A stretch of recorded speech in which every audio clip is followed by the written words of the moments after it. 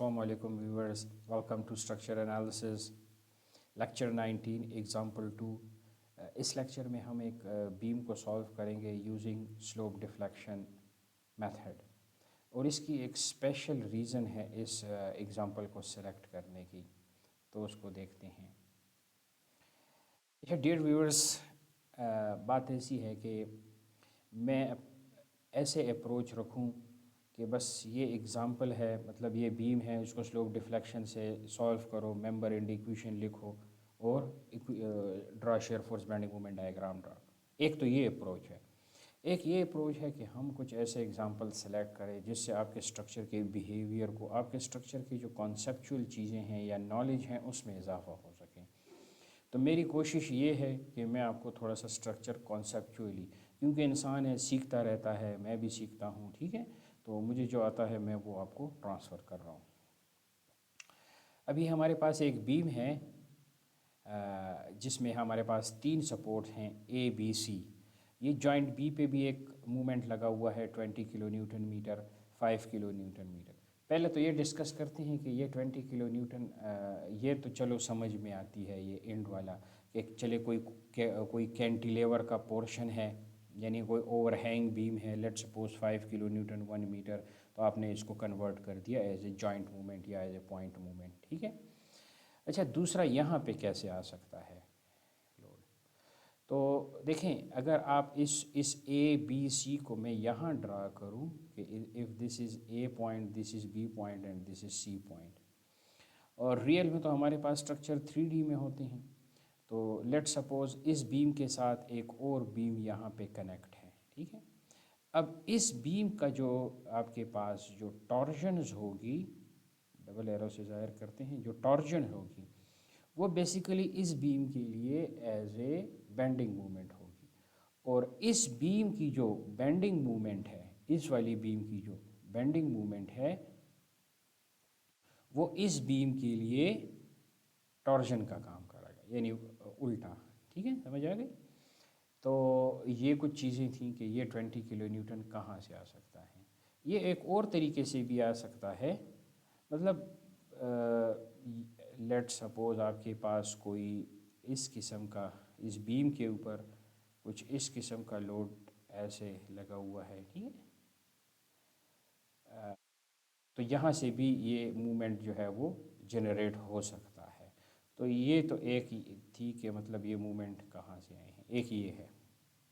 वो जो स्पेशल वजह थी जिसमें आपको मैंने लेक्चर के स्टार्ट में बताया था, वो ये है कि ये जो जॉइंट मूवमेंट है बी में, ये मैंने लिखा हुआ भी है कि विच मेंबर विल कैरी और you can say attract more movement at joint B, यानी ये जो 20 किलो न्यूटन का मूवमेंट लगा हुआ है, ये ए बी मेंबर और बी सी मेंबर मिल के इसको रजिस्ट करेंगे।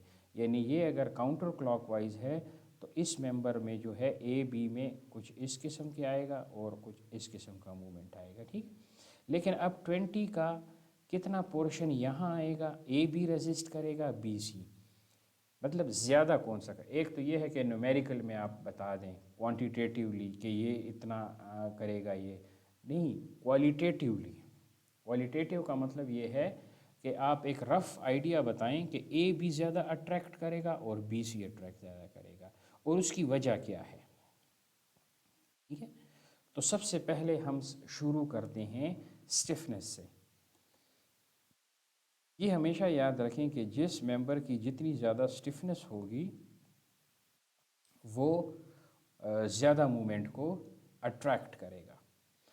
तो अब जो स्टिफनेस है वो बेसिकली 3 चीज़ों का फंक्शन है, ई, आई और एल का, ठीक है। यहाँ पे एन लगा दें, ये एन कभी 2 होगा, कभी 4 होगा, कभी 6 होगा, वो भी आपको मैं आगे बताता हूँ, ठीक है। तो basically material property, cross sectional property और मेंबर लेवल प्रॉपर्टी तीनों मिलके बनाते हैं स्टिफनेस। अब स्टिफनेस ए बी की ज़्यादा है या बी सी की, देखिए material E I normally constant ही होता है, ठीक है। एल जो है वो आपका प्रॉब्लम क्रिएट करता है कि जिस मेंबर की जितनी ज़्यादा लेंथ होगी उसकी स्टिफनेस उतनी कम होगी। जब स्टिफनेस कम होगी तो इसका मतलब है कि वो कम फोर्सेस को अट्रैक्ट करेगा या कैरी करेगा। समझ आ गया? तो इसका आंसर तो हमें मिल गया है कि वो ये है ए बी, यानी ए बी जो है वो 20 का जो ज़्यादा पोर्शन आएगा वो ए बी मेंबर उसको अट्रैक्ट करेगा, ठीक है, और बी सी जो है वो कम करेगा। वो आगे हम देखते हैं, अब क्वांटिटेटिवली हम देखते हैं कि वो कितना करेगा, लेकिन आपके स्ट्रक्चर को, बिहेवियर का आपको पता होना चाहिए। इस चीज़ को थोड़ा सा और एलेबोरेट करते हैं, ये स्टिफनेस से रिलेटेड चीज़ों को। देखें आप एक वैसे एक जो है वो कॉमन सेंस की चीज़ है, आप अपनी डेली लाइफ से, मैं आपको कुछ एग्जांपल्स देता हूँ। मतलब इसको आप एक स्टिक समझें या एक बड़ा सा कॉलम समझें जो कि फ्री स्टैंडिंग एक कॉलम है। इसकी हाइट 10 मीटर, ये 7 मीटर, ये 5 मीटर। आपके ख़्याल में इसमें ज़्यादा स्टिफ कौन सा होगा? देखें, जो चीज़ जितनी जिसकी लेंथ है तो ये ज़्यादा फ्लेक्सिबल है, ये उससे कम फ्लेक्सिबल है, या बेसिकली स्टिफनेस का कहें तो ये सबसे ज़्यादा स्टिफ है, ये इसके बाद सेकंड नंबर पे, और ये लास्ट में स्टिफ है। तो लेंथ जितनी आप बढ़ाएंगे आपकी स्टिफनेस कम होगी, ठीक है। इसको थोड़ा सा एक बिल्डिंग से भी रिलेट करते हैं, और ये नॉर्मली बिल्डिंग की जो सबसे पहले हम डिज़ाइनिंग स्टार्ट करते हैं तो इन चीज़ों को देखते हैं, जिसे हम कहते हैं, ये जो कंपोनेंट्स बेस्ड डिज़ाइन होता है, कॉलम हो गए, बीम्स हो गए, स्लैब हो गया, शेयर वॉल, ये बात की चीज़ें हैं। सबसे पहले आप स्ट्रक्चर की कुछ हेल्थ वगैरह चेक करते हैं कि क्या ये ठीक है, रेगुलरिटीज़, इरेगुलरिटीज़, प्लान इरेगुलरिटीज़ कहते हैं इसको, वर्टिकल इरेगुलरिटीज़ कहते हैं। बहरहाल उस डिटेल में मैं नहीं जा रहा, लेकिन ये ऐसे समझें कि ये आपके पास एक बिल्डिंग का प्लान है, ठीक है, और आपने नॉर्मली हाई राइज बिल्डिंग्स में आपके पास लिफ्ट और वॉल होती हैं। ये अगर बिल्कुल कॉर्नर्स पे हो, और इस बिल्डिंग के ऊपर देखें, बिल्डिंग आजकल तो हर एक बिल्डिंग मतलब आपने उसको किसी न किसी लेवल ऑफ अर्थक्वेक के लिए उसको डिज़ाइन करना है। तो ऐसे समझे कि ये एक अर्थक्वेक का कोई सिग्नल है या बेसिकली टाइम हिस्ट्री है, ठीक है। ये जब इसको हिट करेगा, जब अर्थक्वेक इस बिल्डिंग के ऊपर आएगा तो क्या होगा? अब ये वाला एरिया जो है, दिस इज़ मोर स्टिफ, ये बहुत स्टिफ है, ठीक है, क्योंकि इधर कंक्रीट के ये कॉलम्स लगे हैं, बाकी जगहों पे नहीं हैं, अगर नहीं है, ठीक है, तो ये एरिया बहुत स्टिफ हो जाएगा। तो अर्थक्वेक की ज़्यादा फोर्सेस जो है, सारी तो नहीं लेकिन ज़्यादा फोर्सेस यहाँ कंसंट्रेट करेंगी, कम फोर्सेस यहाँ आएंगी, ठीक है, जिसकी वजह से आपका ये जो बिल्डिंग है ये ऐसे ट्विस्ट करेगा, यानी टॉर्शनल मोड में जाएगा, torsional mode which is the non desirable mode of failure. हम चाहते हैं कि अर्थक्वेक में जो बिल्डिंग है वो स्वे मोड में जाए, यानी या तो ऐसे मूव करे एक्स में, या प्योर वाई में मूव करे। ये मतलब बीइंग एन इंजीनियरिंग जो स्ट्रक्चर हैं, हम कहते हैं वाइब्रेशन तो आप उसकी रोक नहीं सकते, लेकिन हम कहते हैं कि ऐसे करें, जबकि उसकी ऐसे टॉर्शनल मोड में वो वाइब्रेट ना करें, ठीक है। अगर फर्स्ट मोड ही आपका टॉर्शनल मोड होगा तो प्रॉब्लम आ जाएगी। तो इसलिए हम लिफ्ट को, या तो आपने बड़ी बड़ी बिल्डिंग्स देखी होंगी दुबई, सऊदीयाज में, कि मतलब सेंटर में एक कोर वॉल होता है। इसका भी सलूशन आप निकाल सकते हैं, बहरहाल आपको आर्किटेक्ट से बहस करनी पड़ती है कि इसको आप, इसकी लोकेशन को आप चेंज करें, ठीक है, या आप कुछ शेयर वॉल्स वगैरह दे सकते हैं यहाँ पे, वो मुख्तलिफ फिर ऑप्शंस होते हैं आगे जाने के लिए, लेकिन उससे स्ट्रक्चर थोड़ा सा अनइकोनॉमिकल हो जाता है। क्यों नहीं कि आप इस लिफ्ट कोर वॉल की अगर आर्किटेक्ट की मर्ज़ी से इसको चेंज कर दें, उसकी खुशी से, तो ज़्यादा बेहतर होगा, ठीक है। तो आपने पहली ट्राई ये करनी है। तो अब हमें पता लग गया है कि ए बी मेंबर ज़्यादा फोर्स अट्रैक्ट करेगा बनिस्बत बी सी के, और क्यों? On the basis of stiffness, और स्टिफनेस क्योंकि मेंबर इसकी लेंथ कम है, इसकी लेंथ ज़्यादा है, तो उस बेस के ऊपर, ठीक है। अब हम अपने क्वेश्चन को शुरू करते हैं। अच्छा, ये जो आपको मैंने बताया था N E I over L, ये आपको ये स्लोप डिफ्लेक्शन इक्वेशन में भी नज़र आ रही है। देखें, थीटा 1 के साथ क्या है, 4 ई आई ओवर एल है, ठीक है, किसी के साथ 2 ई आई ओवर एल है थीटा बी जे के साथ, और इसके साथ देखें 6 E I L square by delta, ठीक है। तो ये मुख्तलिफ है, इसको हम एडवांस स्ट्रक्चर एनालिसिस में डिस्कस करेंगे कि इनका इसका क्या मतलब है और इन चीज़ों का क्या मतलब है। बहरहाल हमारे पास जो हम अपने रियल क्वेश्चंस की तरफ आते हैं, अब ये सारी डिस्कशन आप भूल जाएं कि ये क्या है। अब सिंपल इसको एज ए क्वेश्चन लें कि अगर एक हमारे पास 2 स्पैन का बीम है जिसके ऊपर कोई जॉइंट लोड है, लेकिन इन मेंबर्स के ऊपर कोई डायरेक्ट लोडिंग नहीं है। डायरेक्ट लोडिंग से मुराद मेरा ये है कि ऑल दो डायरेक्ट लोडिंग तो किसी न किसी फॉर्म में होगी, बीम का अपना सेल्फ वेट तो होगा, लेकिन लेट सपोज हम कंसिडर कर रहे हैं कि हम self weight of the beam को इग्नोर कर रहे हैं। ठीक है, यूडीएल तो किसी ना किसी बीम पे हर हाल में होगा, अगर वो अकेला खुद स्टैंडिंग खड़ा हुआ है, ठीक है, उसके ऊपर ना कोई स्लैब है ना कोई लोड है, बहरहाल होगा तो होगा, लेकिन हम उसको इग्नोर कर रहे हैं। तो उस केस में क्या होगा? उस केस में आपका ये FEM जो है वो ज़ीरो हो जाएगा, यानी fixed and movement. Fixed and movement कब आएगा? जब आपके पास किसी लोड के ऊपर UDL वगैरह आएगा। अच्छा, डेल्टा कब आएगा? जब कोई सपोर्ट सेटलमेंट आपके पास आएगी। इसका मतलब ये है कि ये स्लोप डिफ्लेक्शन की पूरी इक्वेशन है, तो इसको हमने कभी किस तरह यूज़ करना है, कभी किस तरह यूज़ करना है। ठीक है, वो ऐसा बीम के जिसमें आपका UDL भी हो, या UDL नहीं कोई भी लोड हो सकता है, point load, trapezoidal load, triangular load, मतलब लोड हो उसके ऊपर और उसकी सपोर्ट सेटलमेंट हो, तब आप इस स्लोप डिफ्लेक्शन की ये फुल फॉर्म यूज़ करेंगे। अभी हमारा जो केस है, अगर आप अपने क्वेश्चन को देखें तो कोई ना सपोर्ट सेटलमेंट की बात कर रहे हैं हम, और ना कोई UDL पॉइंट लोड, किसी किस्म का लोड नहीं है, तो इसलिए हमारे जो इक्वेशंस हैं वो क्या हो जाएंगे? ये वाली टर्म भी ज़ीरो हो जाएगी, ये वाली टर्म भी ज़ीरो हो जाएगी दोनों में। ठीक है, सिर्फ ये 2θi और ये वही i के साथ पहले 2, और जो मैं आपको समझा चुका हूँ पिछले लेक्चर्स में। ठीक है, अब पहला नंबर स्टेप देखें, ये DK हो गया, DS, ये लोड के ऊपर नहीं डिपेंड करते बल्कि स्ट्रक्चर की ज्योमेट्री के ऊपर डिपेंड करते हैं, सपोर्ट्स कंडीशंस के ऊपर डिपेंड करते हैं, तो बेशक आप लोड को हटा दें। अब इसकी DK क्या है? यानी ये बीम यहाँ से रोटेट कर सकता है, यहाँ से रोटेट कर सकता है और यहाँ से रोटेट कर सकता है। ट्रांसलेशंस को हम इग्नोर कर रहे हैं क्योंकि कोई मतलब हॉरिजॉन्टल लोडिंग नहीं लगी हुई, तो उसको हम इग्नोर कर सकते हैं। ठीक है, ऑल दो स्टिफनेस मेथड में जब एडवांस में आएंगे हम उसको भी कंसिडर कर लेंगे। तो इसकी फ़िलहाल जो डिग्री ऑफ काइनेमेटिक इंडिटरमिनेंसी है दैट इज़ 3 डिग्री। एक तो आपने ये नंबर लिखना है, दूसरा अंडरस्टैंडिंग के लिए आपने लिखना है कि वो कौन सी डिग्री ऑफ फ्रीडम है जो 3 अननोन है, तो वो θA है, θB है और θC है। ठीक है, तो ये तीनों आपने लिख दी हैं corresponding to A, B and C support. अब पहला स्टेप हमें पता है, यहाँ पे मैं सिर्फ इनके जो आप जॉइंट्स और मेंबर्स को आइसोलेट कर दें। अच्छा, ये जो वाइट डॉट है इसका मतलब है ये मेंबर्स एंड हैं, और जो रेड डॉट्स हैं these are the joint ends. आपको मैंने बताया था इस मेंबर की जो लेंथ है ये एक फिक्शन लेंथ है जिसकी लेंथ 0 है। ठीक है, just to represent the joint member, यानी 5 मीटर इसकी लेंथ है इस मेंबर की, और इस मेंबर की 10 मीटर लेंथ है।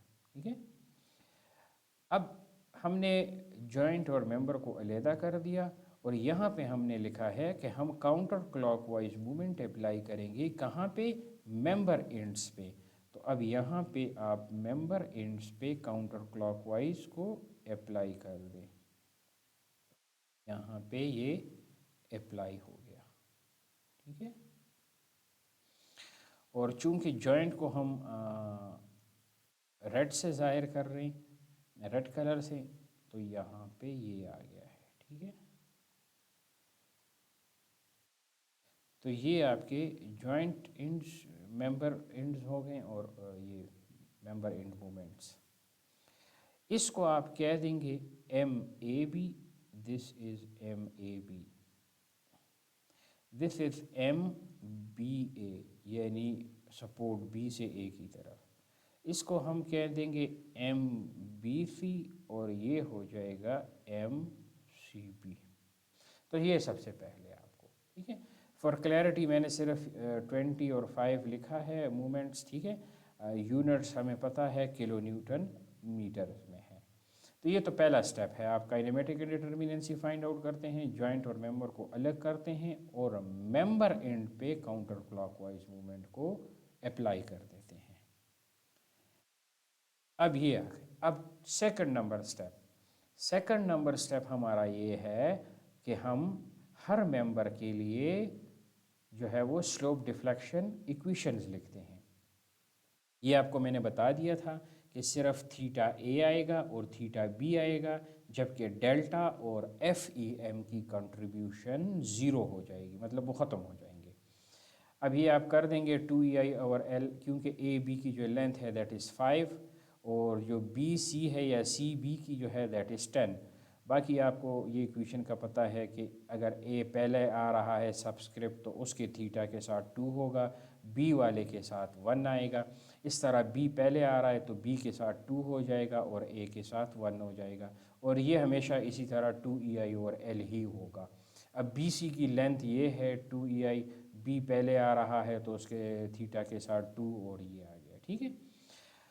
अब दीज इक्वेशन विल बी, अच्छा इस पे बाद में आते हैं। ये जो है वो स्टेप 2 में आपने इक्वेशन लिख दी है, ठीक है। अब यहाँ पे step 3 which is the most important step, ठीक है। तो मैं बार बार आपको बता रहा हूँ कि जिस तरह हम फोर्स मेथड में कॉम्पिटिबिलिटी इक्वेशंस को यूज़ करते थे, यहाँ पे हम जॉइंट इक्विलिब्रियम इक्वेशंस को यूज़ करते हैं। अब इसमें जॉइंट कौन सा है? जॉइंट आपका पास ये जो मैं अभी बबल डायग्राम या क्लाउडेड डायग्राम ड्रॉ कर रहा हूँ ये है, ठीक है।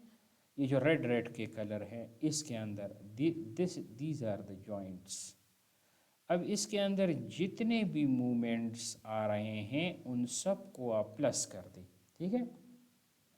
उन सब को आप प्लस कर दें, यानी प्लस माइनस कर दें, यानी क्लॉकवाइज आप पॉजिटिव ले लें और एंटी क्लॉकवाइज नेगेटिव ले लें। का मतलब ये है कि इस जॉइंट के ऊपर एक ही मूवमेंट है और वो ज़ीरो होगा, तो M A B is equal to zero, ठीक है। इसको हम कह देंगे इक्वेशन नंबर 1। जॉइंट बी पे जो हैं वो 3 लग रहे हैं, ये 2 रेड यानी M B C, M B A और एक ये 20। तो ये और ये एक ही डायरेक्शंस में हैं और 20 अपोजिट डायरेक्शन में है। इसका मतलब ये है कि M B A plus M B C that is equal to 20। इसको हम कह देंगे इक्वेशन नंबर 2।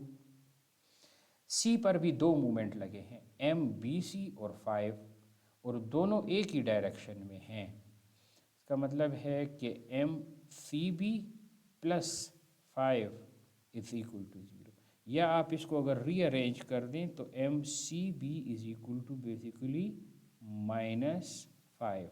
तो इसको हम इक्वेशन नंबर 3 का नाम दे देंगे, ठीक है। तो स्टेप 2 भी हो गया, स्टेप 3 भी हो गया। अब आप कहते हैं कि एम ए बी, ये देखें ये स्टेप 3 है, ठीक है। हमने जॉइंट इक्वेशंस लिख दी, जॉइंट इक्विलिब्रियम इक्वेशंस। अब मैंने आपको बताया था कि ये मतलब कि these equation will be put in equations of step 3, जो अभी हमने जॉइंट इक्विलिब्रियम इक्वेशंस अप्लाई की हैं। Step 3 equations are basically joint equilibrium equations, ठीक है। तो आप कहते हैं कि आपने जॉइंट इक्विलिब्रियम यानी स्टेप 3 में आपने कहा है कि M A B is equal to 0। इसका मतलब ये है कि एम ए बी किस चीज़ के बराबर है? इस चीज़ के 2EI 5 ये वाला, यानी this things is equal to 0। तो इसको हम अगले स्टेप्स में करते हैं। यहाँ पे हमने किया है कि 2EI by 5 2 theta A plus theta B is equal to 0। ये बेसिकली एम ए बी की इक्वेशन है जो स्टेप 2 से आई है, ठीक है। इसी तरह अब आप ये कहें M B A plus M B C is equal to 20। तो अब एम बी ए क्या है? एम बी ए की वैल्यू ये है, तो ये वाला आप काट देंगे, ये नहीं दिस कोफिशेंट्स, ये इक्वेशन की ये साइड, ठीक है। यानी इन दोनों इक्वेशंस को आप ऐड करें, इन दो इक्वेशंस को आप ऐड करें, यू विल गेट 20। और इसमें भी थीटा ए है, थीटा बी दो दफ़ा आ रहा है, तो इसके कोफिशिएंट्स को आप ऐड और माइनस कर देंगे। ठीक है, तो ये आपके पास आ जाएगा इक्वेशन नंबर। तो अब देखें वो जो जॉइंट इक्विलिब्रियम इक्वेशन को हमने 1 कहा था, बी को 2 कहा था, 3। इस तरह अब इनके जो करस्पॉन्डिंग इक्वेशन आएंगे, 1 के करस्पॉन्डिंग ए आ जाएगा। ठीक है, ए बेसिकली 1 के करस्पॉन्डिंग है, बी 2 के करस्पॉन्डिंग है, और सी जो है वो 3 के करस्पॉन्डिंग इक्वेशन हैं। तो ये हमारे पास सारी आ जाएंगी। ये 20 है और ये जॉइंट 3 की है जो -5 है, ये वाली, ये MCB। अब MCB किस चीज़ के बराबर है? वो है 2EI/10 theta B plus 2 theta C. तो दिस इज इक्वल टू 0। ठीक है, तो इस तरह आप इसको जो है वो इक्वेशंस को रीअरेंज कर देंगे। अब हम ये जो पिछले स्लाइड पे हमने ये इक्वेशंस लिखी हैं, ये इक्वेशन ए बी और सी।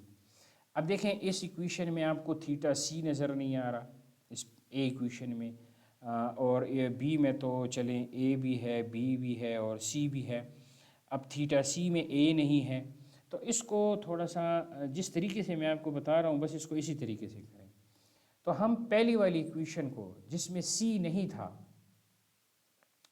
अगर हमें उसमें सी लिख दूं लेकिन उसके कोफिशिएंट को 0 डाल दूं तो कोई फ़र्क नहीं पड़ता। ठीक है, यानी ये देखें आपके पास जो इक्वेशन है, इस पहली इक्वेशन में आपके पास थीटा सी नहीं है और इस लास्ट वाली इक्वेशन में आपके पास थीटा ए नहीं है। ठीक है,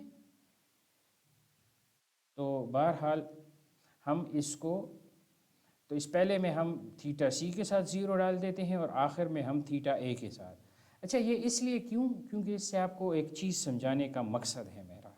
ठीक है, तो जिस तरह आपने इसको लिखा है थीटा ए बी और सी, तो फिर सब इक्वेशन को आपने उसी तरह लिखना है, थीटा ए बी सी। ये नहीं है कि यहाँ पे थीटा बी लिख दें और यहाँ पे थीटा ए लिख दें। फिर आपने इसके उसको रीअरेंज करना है और प्रॉपर ऑर्डर में लिखना है, यानी ए बी और सी के कॉलम बना देने हैं। अब इनको अगर आप मैट्रिक्स की फॉर्म में लिखें, इनके कोफिशिएंट्स को, यानी ई आई को आप बाहर ले लें मैट्रिसेस से, तो 4/5, 2/5, 0 और इस किस्म के आपके आ जाएगा। ठीक है, अब जो है वो इसमें आप थोड़ा सा गौर करें, जो डायगोनल मेंबर है basically this is the stiffness matrix, stiffness matrix. ठीक है, जिसे हम बेसिकली के से जाहिर करते हैं। ठीक है, ये आपका डिस्प्लेसमेंट मैट्रिक्स है, डिस्प्लेसमेंट को हम यू से जाहिर करते हैं, और ये बेसिकली फोर्स मैट्रिक्स है, तो ये इसको हम एफ से जाहिर करते हैं। तो ये इक्वेशन बनती है एफ इज इक्वल टू के यू, और यहीं से ही एडवांस स्ट्रक्चर एनालिसिस का स्टार्ट होता है। ठीक है, एफ इज इक्वल टू के यू, यहाँ से एडवांस स्ट्रक्चर एनालिसिस स्टार्ट होती है, या जिसे आप बेसिकली लीनियर इक्वेशन कहते होते थे। इसको आप एक्स का नाम दे देते थे, ये ए था और इज इक्वल टू बी, तो A X is equal to B while X is equal to A inverse B, यानी सिंपल लीनियर इक्वेशंस की का सलूशन है और कोई बात नहीं है। ठीक है, यानी थीटा ए बी और सी जो मैट्रिक में आप पढ़ते थे एफएसी में, इसको एक्स वाई और जी, तो ये वो सारी चीज़ें हैं। तो इसमें आप थोड़ा सा गौर करें, ये आपके पास डायगोनल एलिमेंट्स हैं। ठीक है, और ये ऑफ डायगोनल एलिमेंट्स हैं, तो इन ऑफ डायगोनल एलिमेंट्स को देखें, ये आपके पास बराबर है। ठीक है, ये वाला इस चीज़ के बराबर है। तो ये बेसिकली बीटीज़ लॉ है या law of Maxwell reciprocal theorem. जिस तरह हम कहते होते थे ना F12 is equal to F21, तो इस तरह वो फ्लेक्सिबिलिटी होती थी। डिस्प्लेसमेंट में ये सारे स्टिफनेसेस हैं, स्टिफनेसेस को हम के ज़ाहिर करते हैं, तो वो K12 is equal to K21 और या 13 इज इक्वल टू 31, तो वो सारी चीज़ें हैं। आप इसको एक्सेल में भी कर सकते हैं, इस तरह एक्सेल में हर सेल में ये लिख दें। ठीक है, और इनको लिख दें। फिर आप एक्सेल में एक फार्मूला है, यानी आपको थीटा ए बी और सी की वैल्यू चाहिए, तो आप 3 सेल को सेलेक्ट कर दें, ऐसे 3 सेल को सेलेक्ट कर दें और उसमें आप एक फार्मूला लगाएं M M mult. M M mult का क्या मतलब है, यानी मैट्रिक्स मल्टीप्लिकेशन, यानी हमने इस के को इस एफ के साथ मल्टीप्लाई करना है ताकि हमारे पास अननोन डिस्प्लेसमेंट्स आ जाएं। ठीक है, तो वो अब कैसे करेंगे, दोनों को मल्टीप्लाई तो करेंगे, लेकिन हमने क्या करना है, अगर हम इस पहले वाले को ए मैट्रिक्स दे दें, मतलब इस मैट्रिक्स का आप इनवर्स ले लें और फिर मल्टीप्लाई करें। ठीक है, तो मल्टीप्लाई करने के लिए हमें ए का पहले इनवर्स लेना होगा और बी के साथ इसको मल्टीप्लाई कर दें। तो आप कोई भी लीनियर इक्वेशंस को एक्सेल में इस तरह सॉल्व किया जा सकता है। ठीक है, और आपको मैंने बता दिया कि यहाँ से बेसिकली ये जो स्लोप डिफ्लेक्शन इक्वेशन मेथड्स हैं, ये बेसिकली जो स्टिफनेस मेथड हैं उनकी उसकी जो है वो बेसिक्स हैं। अच्छा, तो after solving the above equation we get, हमारे पास थीटा ए ये आ जाएगा -12.5 EI और 25 ओवर EI और -25 ओवर EI। अब देखें, आपको मैंने एक फ़्लो चार्ट भी पिछले एग्जाम्पल में बताया था कि स्लोप डिफ्लेक्शन मेथड में हमारे पास जो फ़्लो चार्ट होता है वो क्या होता है, यानी आपके पास आउटपुट सीक्वेंस क्या है। सबसे पहले आपके पास डिस्प्लेसमेंट्स आती हैं, यानी कौन सी डिस्प्लेसमेंट, जो आपकी काइनेमेटिक इंडिटर्मिनेंसी होती है डी के। तो अननोन डिस्प्लेसमेंट आती है जो हमारे पास basically theta A, theta B और थीटा सी था। फिर आप क्या करते हैं, मेंबर एंड मूवमेंट्स को फाइंड आउट करते हैं, फिर आप मेंबर एंड शेयर फोर्सेस को फाइंड आउट करते हैं, and then you draw the shear force bending movement diagram for beam और एएफडी डायग्राम फॉर फ्रेम, यानी एएफडी का मतलब है एक्सियल फोर्स डायग्राम। ठीक है, बीम में भी आप अगर आ रहा हो तो कंसिडर किया जा सकता है। तो ये सबसे पहले ये पहला हमारे पास जो सीक्वेंस में है, ये अननोन्स हमारे पास आ गए, अननोन। ठीक है, यानी डिस्प्लेसमेंट्स अननोन। रियल डिस्प्लेसमेंट आपने फाइंड आउट करनी है तो आप रियल EI लगा दें, रियल डिस्प्लेसमेंट आ जाएगी। ऑल दो मूवमेंट्स उसके ऊपर बेस नहीं करेंगे, डिफ्लेक्शन उसके ऊपर बेस करेगी। ठीक है, ये चीज़ें मैं आपको फिर बाद में बताऊंगा एक्सेल में जब हम करेंगे कि आप EI को चेंज करते आएँ, आपके ये मूवमेंट्स पे कोई फ़र्क नहीं पड़ेगा। हाँ, आपके थीटा का प्रॉब्लम आएगा, डिस्प्लेसमेंट्स में प्रॉब्लम आएंगी। ठीक है, सो आपके पास अब अननोन डिस्प्लेसमेंट आ गए। अब आपने इसको वापस स्टेप 2 में पुट करना है, क्योंकि स्टेप 2 वो है जहाँ पे आपने मेंबर एंड इक्वेशंस लिखी थी, और हमें तो असल में मेंबर एंड ये चाहिए, मेंबर एंड मूवमेंट्स चाहिए। अब थीटा ए भी है, बी भी है, आपके पास सी भी है, तो इनको डालें, आपके पास एक MAB, MBA, MBC और MCB की कुछ न्यूमेरिकल वैल्यूज़ आ जाएंगी। ठीक है, जो कि एग्जैक्ट स्ट्रक्चर एनालिसिस से। तो जब आप इन इक्वेशंस को स्टेप 2 में डालेंगे, so you will get MAB is equal to 0, MBA is equal to 15। देखें, ये वो मेरा आंसर था जो स्टार्ट में मैंने आपको कहा था कि इस क्वेश्चन की एक स्पेशल रीज़न है कि M यानी 20 जो है ये अब डिवाइड हुआ है बेसिकली 15 और 5 में, यानी 15 जो आ रहा है वो AB उसको अट्रैक्ट कर रहा है और जो 5 है वो BC उसको अट्रैक्ट कर रहा है। ठीक है, डिपेंडिंग ऑन द स्टिफनेस। तो ये आ गया आपके पास, देखें MBA is 15 and MBC is 5, तो इन दोनों का समीशन बेसिकली 20 है, और MCB इज इक्वल टू -5। अब आप ये जो आंसर्स आ गए इनको ज़रा अब स्टेप 3 से जाके चेक करें। तो स्टेप 3 आपको मैंने पिछले प्रॉब्लम में भी बनाया था, basically these are your answers की वेरिफिकेशन का स्टेप्स है। ठीक है, तो MAB आपने स्टेप 3 में ये कहा था कि MAB इज इक्वल टू 0, यहाँ पे MAB इज इक्वल टू 0, तो वो आ गया है हमारे पास।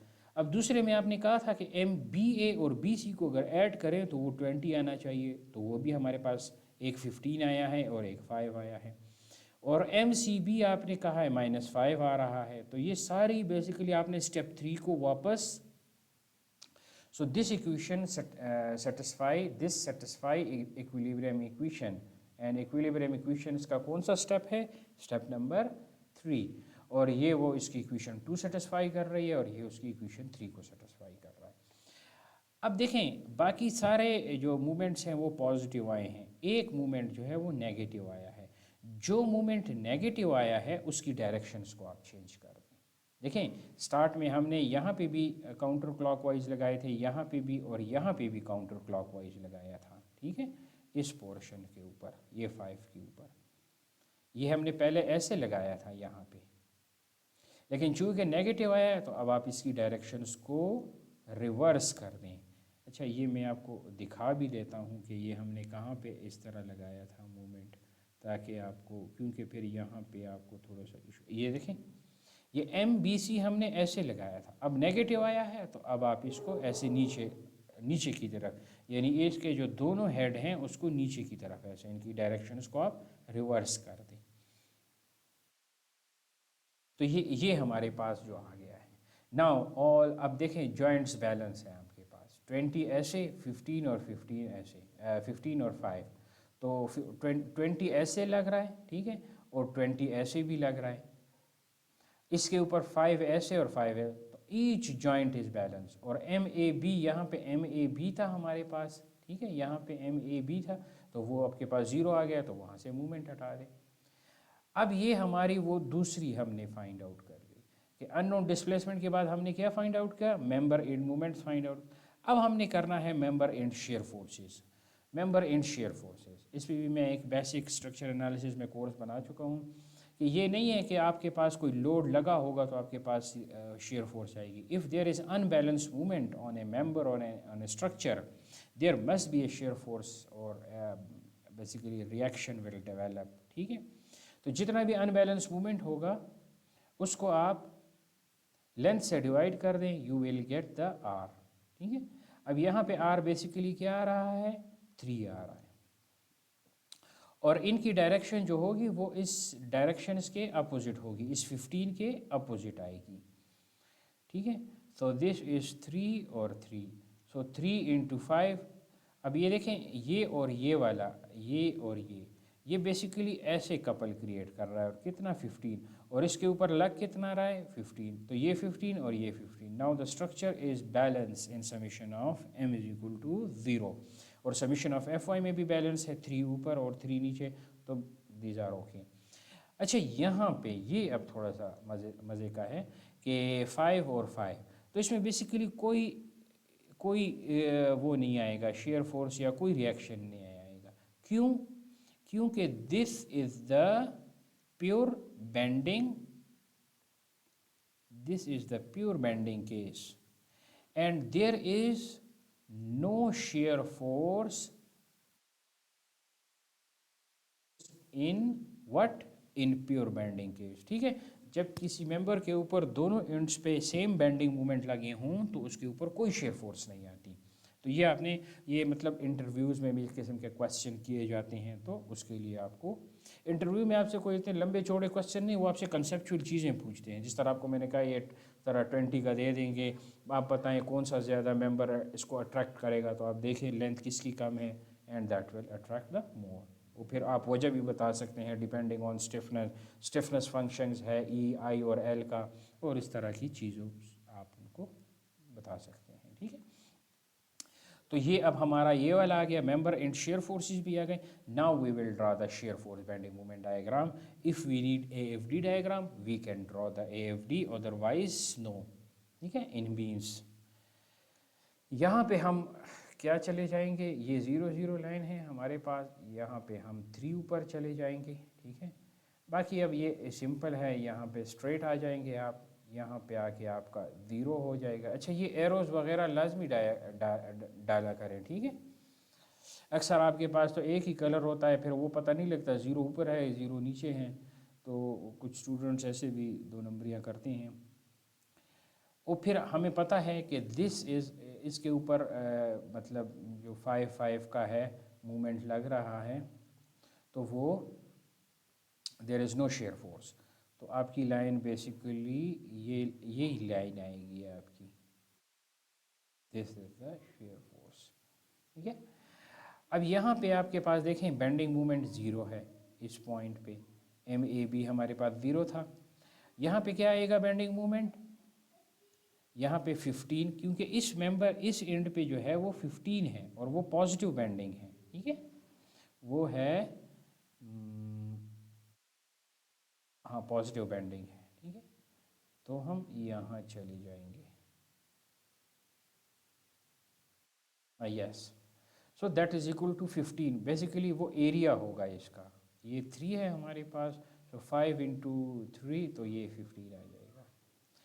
अब यहाँ से हम डायरेक्ट यहाँ पे नहीं आएंगे, ठीक है, यहाँ पे डायरेक्ट नहीं आएंगे। जिस तरह देखिए हमारे पास कोई बीम होता है, उसके ऊपर कोई लोड लगा होता है P, ठीक है, तो इसके आंसर्स जो होते हैं, मतलब अगर आप इसको सिंपली सपोर्ट बीम लें, सो दिस इज़ P/2 अगर आप इसका शेयर फोर्स ड्रॉ करें तो वो कुछ इस किस्म का आता है, ठीक है। देखें जहाँ पे आपका पॉइंट लोड लगा है वहाँ पे आपके पास जो है वो 2 शेयर की वैल्यू आ रही है, एक ये और एक ये, यानी पॉजिटिव और नेगेटिव, ठीक है। तो ये आपके पास 2 शेयर की वैल्यू। इस तरह जहाँ पे पॉइंट मूवमेंट लगा है वहाँ पे भी आपके पास 2 बेंडिंग मूवमेंट आएंगी। अब ये 15 है तो 15 इज़ पॉजिटिव, जबकि 20 इज़ एंटी क्लॉकवाइज, तो ये आपके पास आ जाएगा ये 5, ये बेसिकली इस मेंबर वाला 5 आएगा, ठीक है।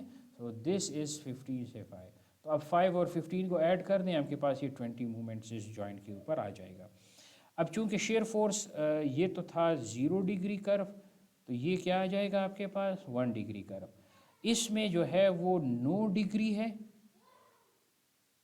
9 डिग्री, तो यहाँ पे क्या आ जाएगा आपके पास